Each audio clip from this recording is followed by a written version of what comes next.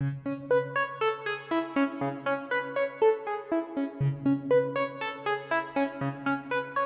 पर weekend rebound के आज के एपिसोड में हम फिर एक साथ हैं। मित्रों नमस्कार। शुक्रवार शाम की इस छोटी सी चर्चा के माध्यम से आपको मालूम ही है कि हम अपना वीकेंड डिसरप्ट करने की कोशिश कर रहे हैं, उसमें थोड़ी जोड़-तोड़ करने की कोशिश कर रहे हैं ताकि हमारी लाइफ में, हमारी फैमिली में और हमारे करियर या बिजनेस में थोड़ा एक्साइटमेंट आए, उसे एक नई दिशा मिले। वीकेंड रिबाउंड के आज के शो में आज हमें एक बहुत अच्छा पर्सपेक्टिव मिलने वाला है। आज हमारे साथ गेस्ट ऑफ द वीक हैं मारिया विर्थ। मारिया विर्थ जी जर्मनी से हैं और उन्होंने पश्चिमी सभ्यता और भारतीय सभ्यता दोनों को ही न ही सिर्फ करीब से देखा है बल्कि जिया है। अपने जीवन में शुरू में लगभग 28-30 साल वे जर्मनी में रहीं और पिछले 28-30 साल से वे लगातार भारत में रह रही हैं और भारत की संस्कृति, हमारी संस्कृति को अपने जीवन में आत्मसात कर रही हैं। मारिया विर्थ ने भारत और भारत की संस्कृति के साथ अपने अनुभव इस बहुत सुंदर किताब थैंक यू इंडिया के माध्यम से हमारे साथ शेयर की है। 300 से अधिक पेजेस की इस किताब को समराइज करना तो थोड़ा मुश्किल है, लेकिन बातचीत के बीच छोटा सा ब्रेक लेकर मैं आपको इस पुस्तक से कुछ इंटरेस्टिंग पॉइंट्स आपके साथ शेयर करूंगा। उनके साथ बातचीत मेरी ज्यादातर इंग्लिश में होगी और मैं बीच बीच में चर्चा को रोक के आपके लिए वो थोड़ा समराइज करता चलूंगा। आइए बातचीत करें मारिया जी के साथ। मारिया विर्थ जी नमस्ते। नमस्ते। Welcome to the weekly rebound radio show and we are so happy and delighted to have you here. बहुत धन्यवाद। मैं भी खुश हूँ कि मैं इधर अद्वित रेडियो में। Thank you so much. मुझे क्षमा कीजिए, मेरे हिंदी अभी तक ठीक नहीं है। मैं पहले इंडिया में इंग्लिश ठीक से सीख लिया, ये शाम की बात है, लेकिन मेरे Hindi, sorry, I can't really speak in Hindi well, so I have to speak in English. We appreciate your Hindi and your love for Hindi so much. Thank you so much. Thank you very much. Maria ji, you have seen both the cultures, the culture in the West and the culture of India very closely. I would like to begin by asking you, what are those uniqueness or specialities, you can call it, of Eastern culture that keeps drawing you coming back to India and, learning and seeing more of India? First of all, I would like to say that I love India more than I love Germany. Actually, I never knew that one can love a country so much. I think it's only with India because there's so much wisdom here. And one of the uniquenesses which I noticed in the very beginning was that people talk so naturally about what we in English call God. They have so many names, Bhagwan, even Brahman, Ishwar, Ram, Krishna, Shiva, Devi, so many, Bhagwan mainly, Hari. Yes. But these names are all aspects of the one big supreme intelligence, which is usually called Brahman, right, and which just means basically big, expanding. And it is complete, it is the whole thing. So when I was at university in Germany, we would just not mention God. Atheism was somehow a little fashionable. I had lost faith in Christian God already as a teenager. Okay. Because I felt if there is a God, he cannot be so unfair. We have only one life. Right. And after this one life, we get eternal hell or eternal heaven. Oh.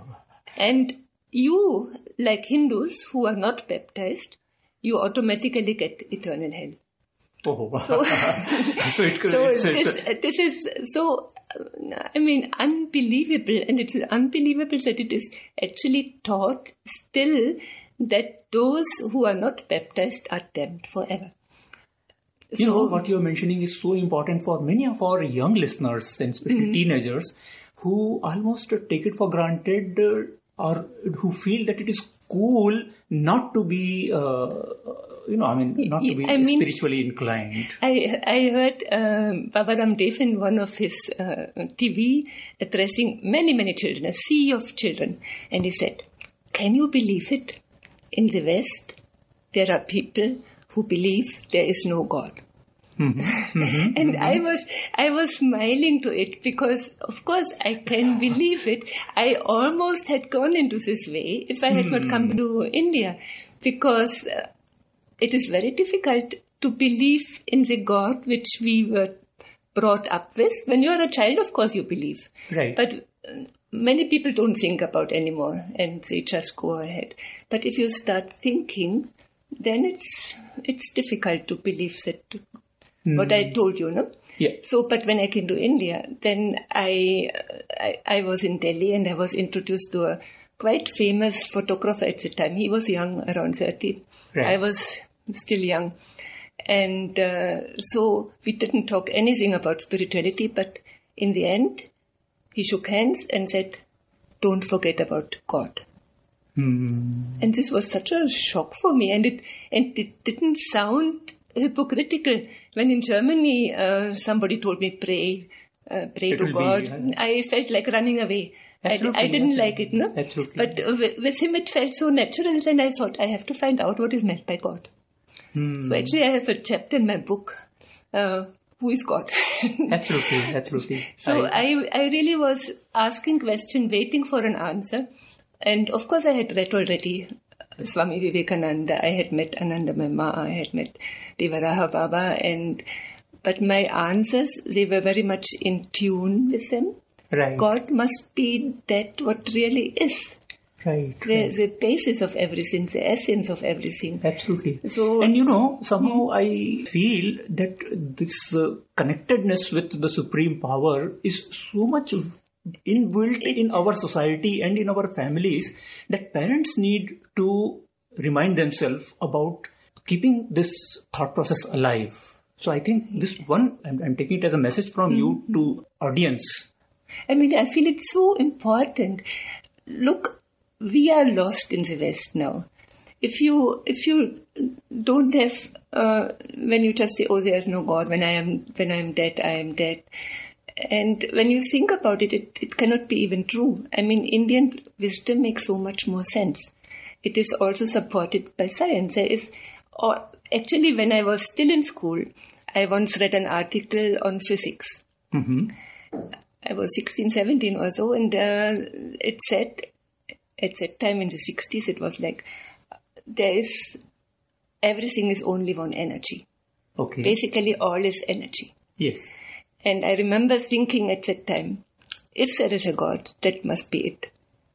Right. And when I came to India, it was just that. The basis of everything, and this basis is within us. Right. And I feel that is also why Indians are more intelligent than other people. I really feel they are. Because they still have this connection. Absolutely. And from this connection, from this essence, intuition can spring up also. Right. And, right. Through intuition, true knowledge comes. And even in the day-to-day life, right decisions will come up. Of course, yeah. And also one more thing, in Hindu Dharma, you are allowed to follow your conscience. Absolutely, we do it. Of course, it is Dharma, no? You have to, it is inbuilt in us. We know somehow what is right and wrong. Yes, I'm living example of it. I was leading my career as a teacher, as a professor, but my true Dharma had been an entrepreneur. So till I listened to that particular call that go out and be an entrepreneur, I was not satisfied. But even in smaller things, like I remember that in catechism class, I learned, right, if there is a conflict between your conscience and the doctrine of the church, you have to choose the doctrine of the church. And that is dangerous. I really feel that is dangerous. Yes. Because who made the doctrine?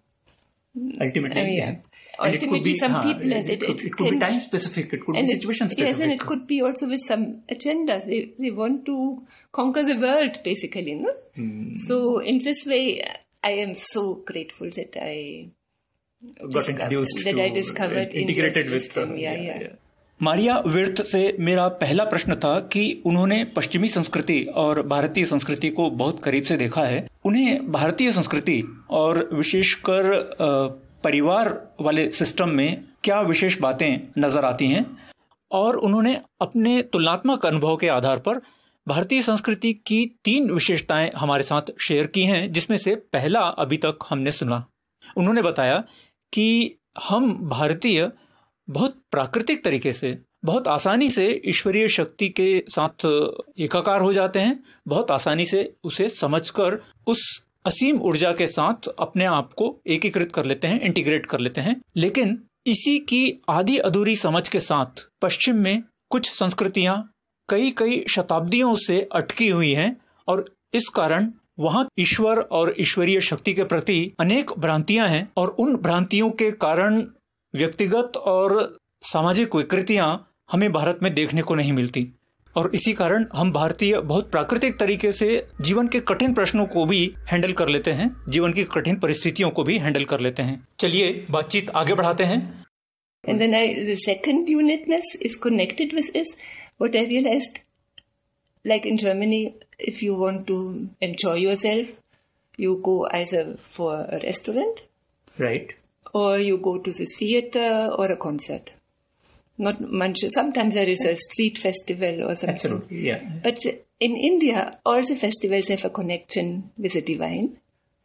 They are all uplifting, and you have so many very joyful rituals also. Like if you go for Ganga Aarti, it is you get goosebumps, and also I feel getting sometimes goosebumps, getting an awe feeling, a feeling right. of awe. It's very important to connect with your inner being also. That and you have bhajans, then you have these beautiful temples.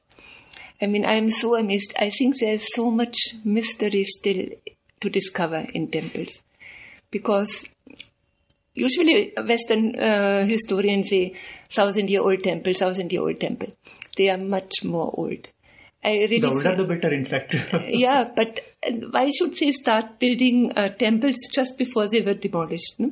It didn't, I mean, and why would they suddenly start worshipping Shiva? I mean, Shiva in the Puranas, it's ancient. No? Ancient. So I really feel if Hindus would take more seriously the Puranas in their scriptures, I just read today that there are 40 million texts still in India, and Greece has some 10 to 20,000. Compare, see? And 95% of those texts are not yet translated into English. They are lying in either local languages or in Sanskrit. So this is a treasure still waiting to...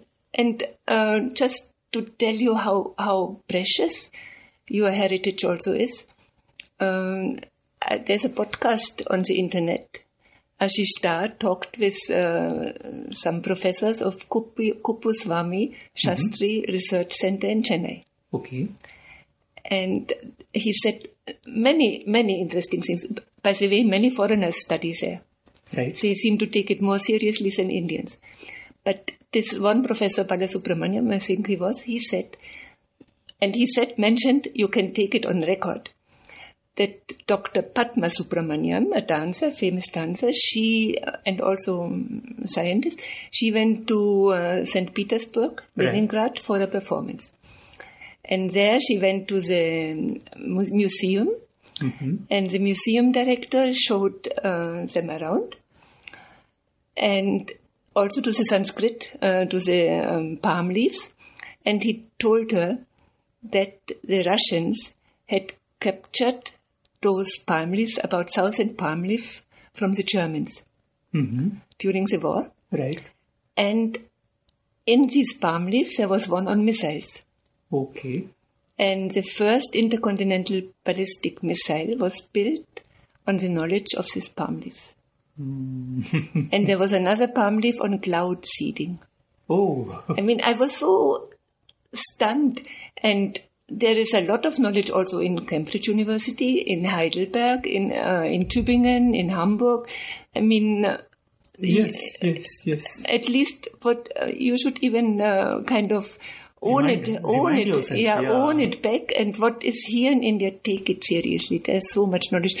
If you imagine what has been burned in Nalanda also. I know, it was something which kept burning for so many and months. Imagine just one copybook of, if Srinivasa's, Ramanuja's copybook would have been burned already, so much would have been lost, no? Even one, and millions of books. But I think I came now off the topic.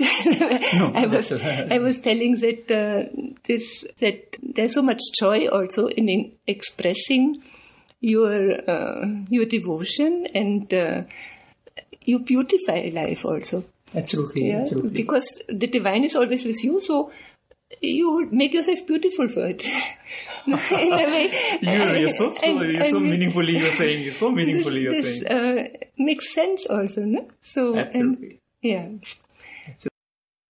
भारतीय संस्कृति की दूसरी विशेषता जो मारिया ने हमें बताई है वो हमारे मनोरंजन और पास टाइम से संबंधित है।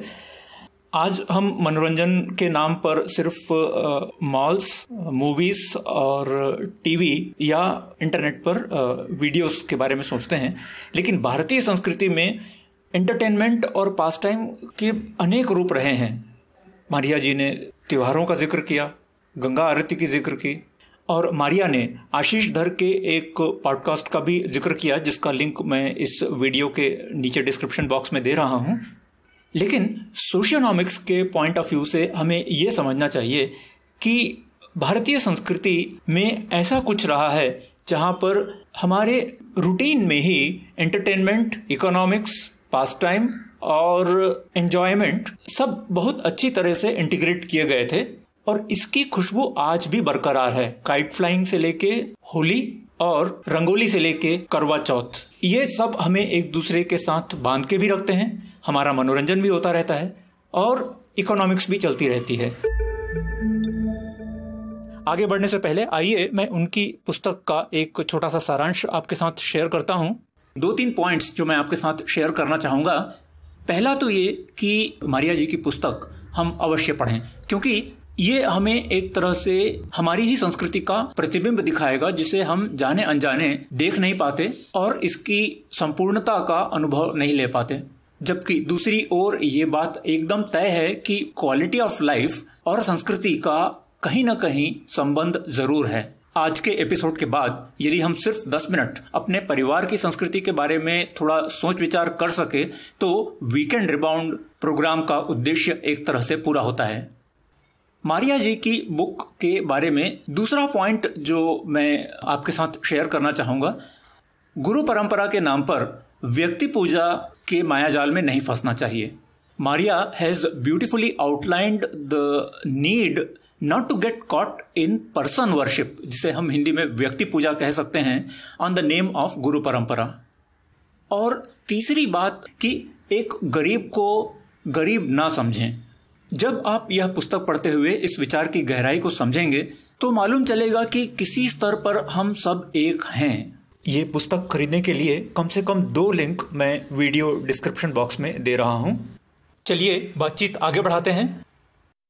And the third point I felt was that you see nature included. Animals have a right in India. We have finished off all wildlife in all dangerous wildlife.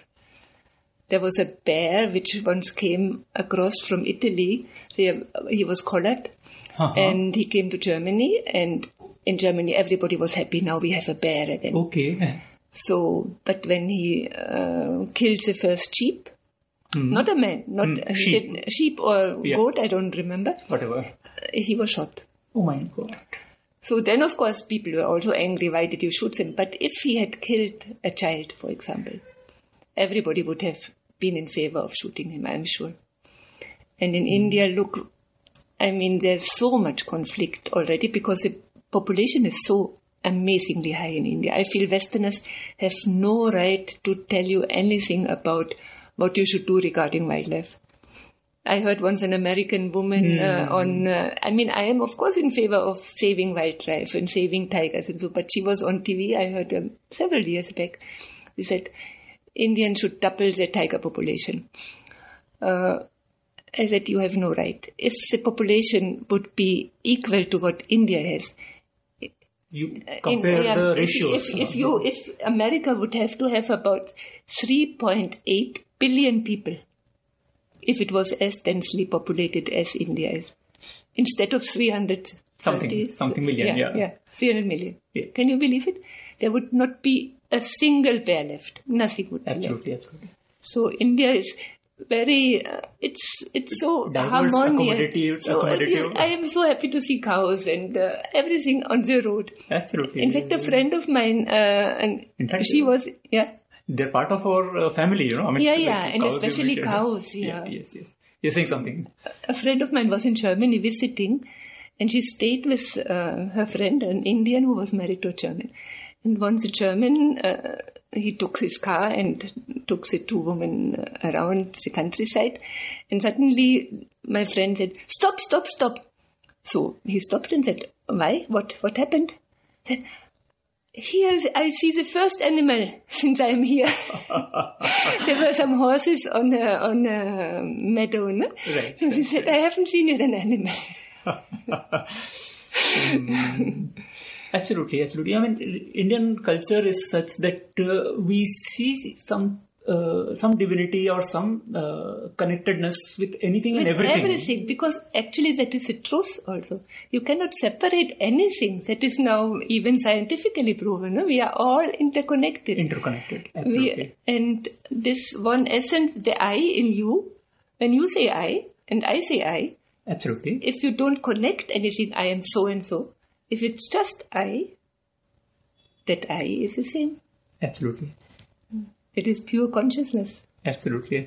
Using I or you for the purpose of grammar is one thing, but then when we overcome that language-related requirement of using I, then we can feel that oneness. Yeah, when you go deep, and for this I think meditation is very important, even if it's just 5 minutes to calm down.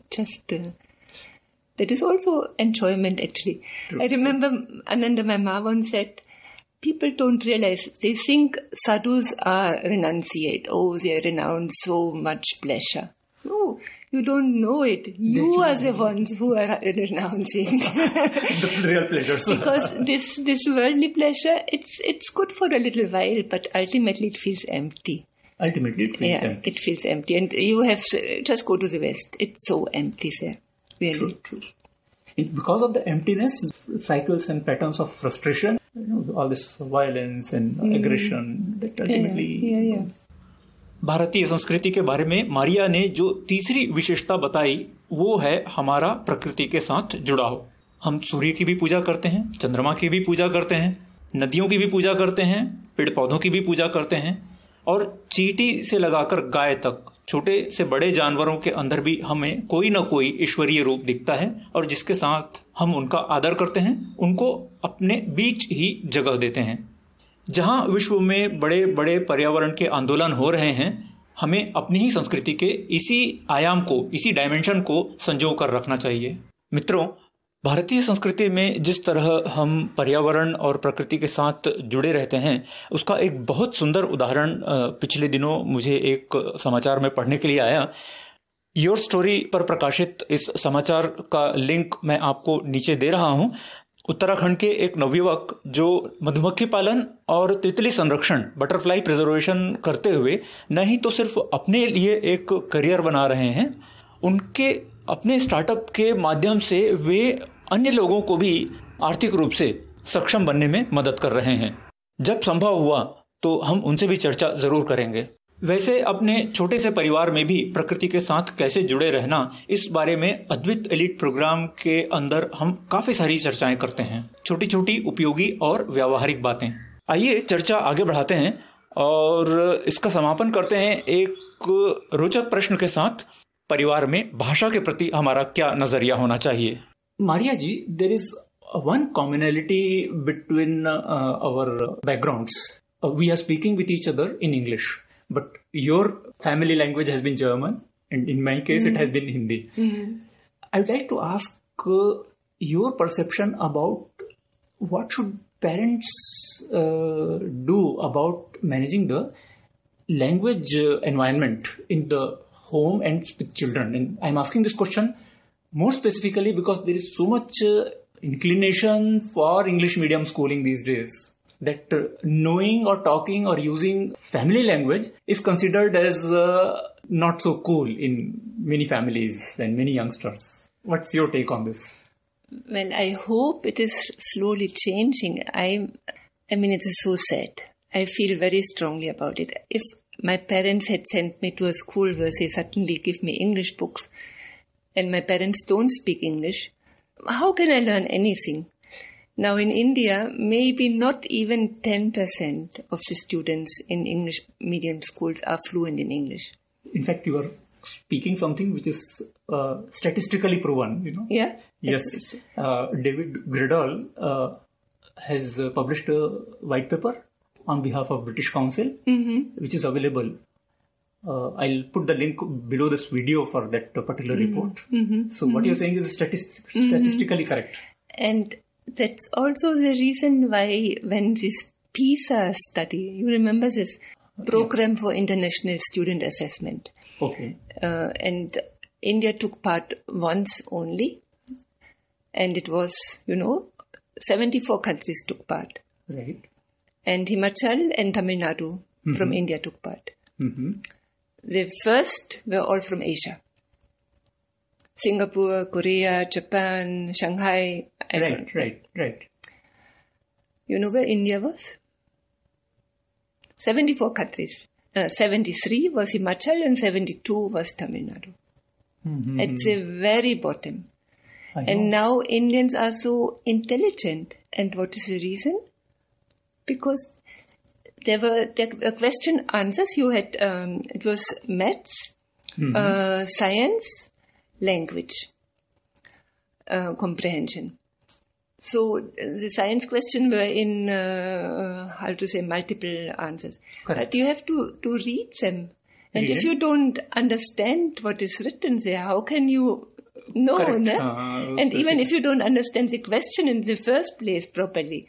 And these science questions are not so easy to understand. And I feel sometimes I say, when they talk about there's no right to, no freedom of speech, no freedom to express yourself. The greatest limitation on freedom to express yourself is in English medium schools, because the majority of the children, they can't express themselves. They don't have the words for it. So I feel, of course, the situation in India has to change also regarding top jobs being in English.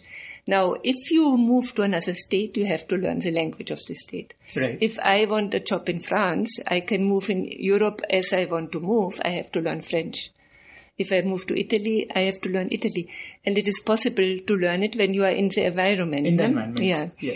And I don't know, it must be possible to give out all the languages like in the European Union. When the European Parliament gives out, it should be possible to do it in all Indian languages also. And I feel higher education, education needs to be in mother tongue.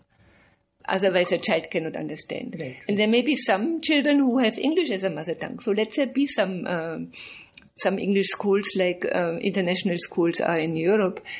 But the majority of children, how can they speak fluently English? Because they say a few sentences, you cannot assume that they are fluent in English. Absolutely. I speak really from experience because I took 20 years till I dared to write. Right. It's easy to communicate. You can learn very quickly to... Basic communication? Basic communication is very easy. You can learn it. No problem. When it comes to using it as a tool... And even reading is easier, but writing is the most... Because you need a big vocabulary, you must be able to choose from different expressions to find the right expression. So children cannot... My concern, Maria ji, is people being in the whole process, people neither learn good English nor they have any respect left for the first language, the family language, mother tongue.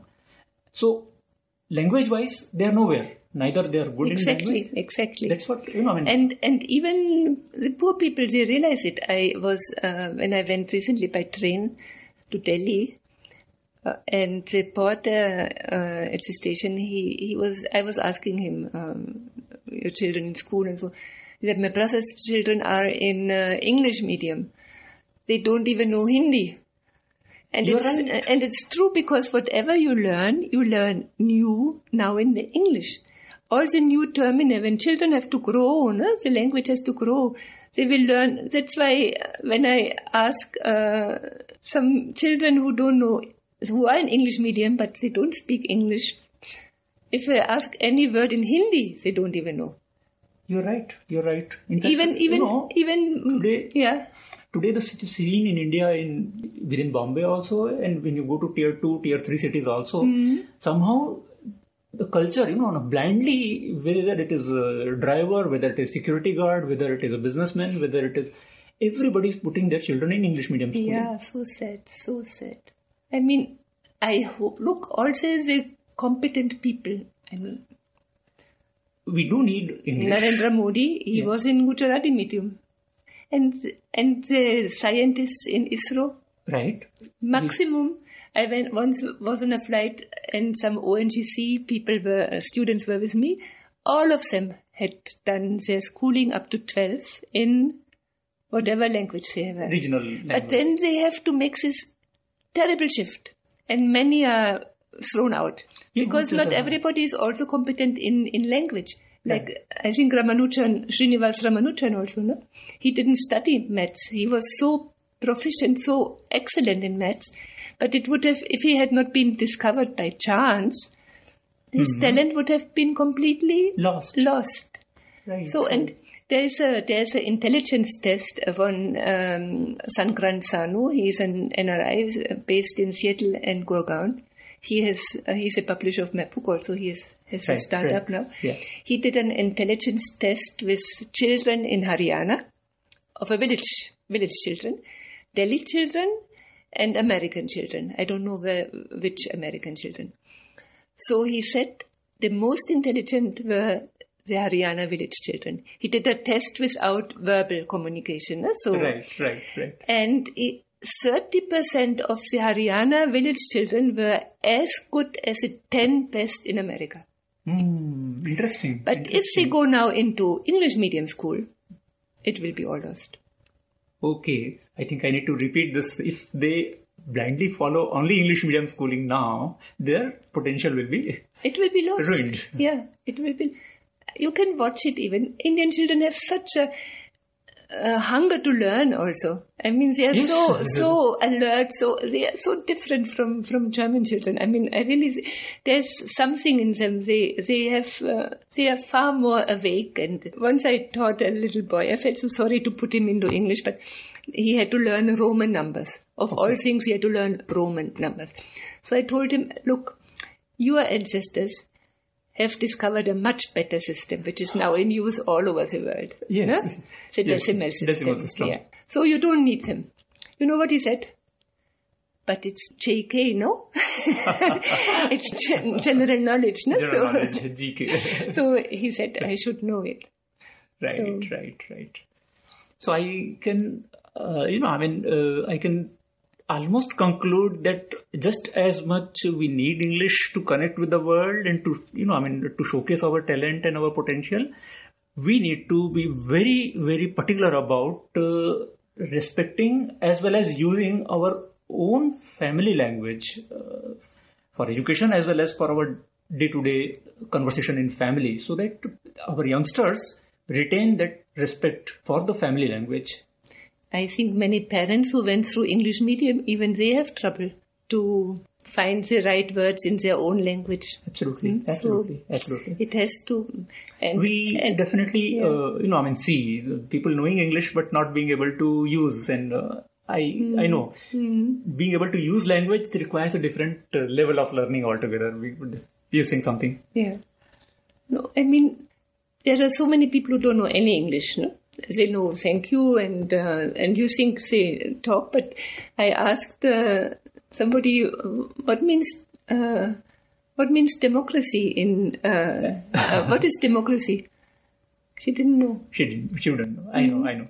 And a taxi driver once, I said, I keep telling with him in Hindi, but then I used corruption instead of Bhrashtachar. So then I suddenly stopped and said, आपको मालूम है corruption मतलब क्या? He said, no. Absolutely. So, that's why, in this design of this Weekend Rebound program, every week we have one interesting expression.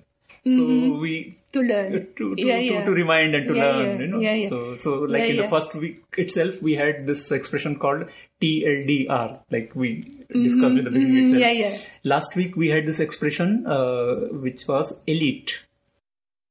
भाषा के विषय में हमारी बातचीत का सारांश ये कि हम पेरेंट्स को, हम माता पिता को ये याद रखना चाहिए कि जहाँ एक और अंग्रेजी की अपनी महत्ता है, लेकिन ये भी तथ्य है कि क्षेत्रीय भाषा, मातृभाषा सीखने सिखाने के लिए सबसे ज्यादा कारगर होती है और बौद्धिक कुशाग्रता के लिए मातृभाषा तो मिट्टी खाद का काम करती है।